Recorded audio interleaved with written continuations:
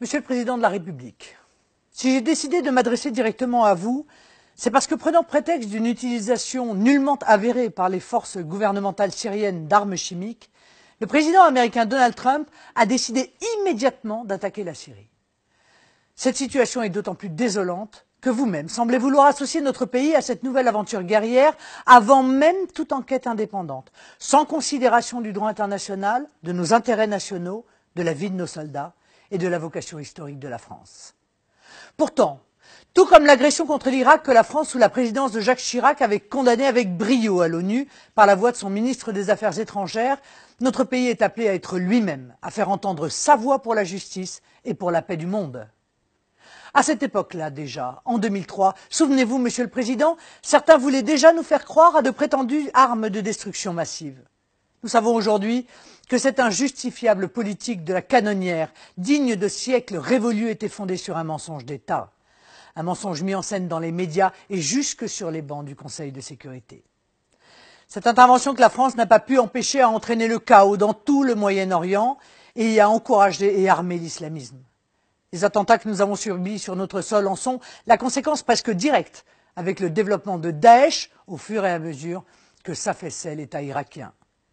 Le même scénario s'est reproduit avec la calamiteuse déstabilisation de la Syrie puis de la Libye, à laquelle nous devons aujourd'hui la submersion de l'Europe par les migrants et l'extension du djihadisme au Sahel et en Afrique de l'Ouest. Vous n'ignorez pas que ces erreurs géopolitiques ne sont jamais sans conséquences pour nous. Aujourd'hui, vos déclarations montrent que votre projet n'est pas humanitaire, mais strictement politique, puisque vous ne cachez même plus que votre intention quasi exclusive est de renverser le régime syrien. Vous nous ramenez aux heures sombres, où l'un de vos prédécesseurs, arguant de prétendues raisons humanitaires, annonçait vouloir renverser le régime Kadhafi. On sait où cela a mené.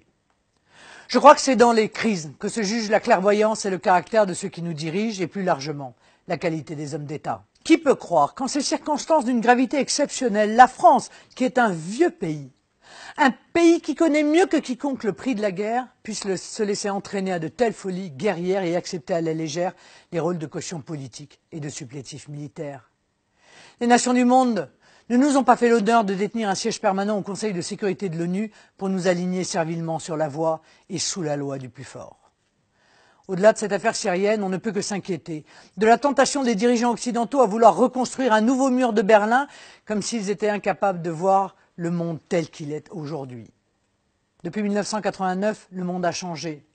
La menace ne vient pas d'États laïques du Moyen-Orient, ni de puissances européennes qui sont de potentiels alliés dans la lutte contre le terrorisme, mais de groupes ou d'États qui aspirent à imposer au monde, au Moyen-Orient, en Afrique ou même en Europe, la dictature théocratique d'un islam politique. Ce combat qui est le nôtre n'oppose pas les nations occidentales aux musulmans, mais le totalitarisme islamiste aux pays libres, qu'ils soient musulmans ou non. C'est unique que le monde libre viendra à bout de cette idéologie criminelle et de ses projets hégémoniques. Tous nos efforts doivent porter à éradiquer Daesh et les groupes djihadistes, même lorsqu'ils usurpent le qualificatif de combattants de la liberté pour étendre l'idéologie islamiste. Nous sommes les héritiers d'une nation qui ne peut être elle-même, pour reprendre la phrase du général de Gaulle, que dans la grandeur.